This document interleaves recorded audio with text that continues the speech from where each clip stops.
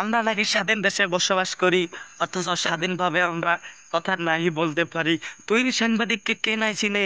সে সত্যের জন্য লড়াই করতে যায় তার জীবনটাও হারাইছে। আমরা ভাই সাধারণভাবেই অন্যায় দেখলে আমরা প্রতিবাদ করি না।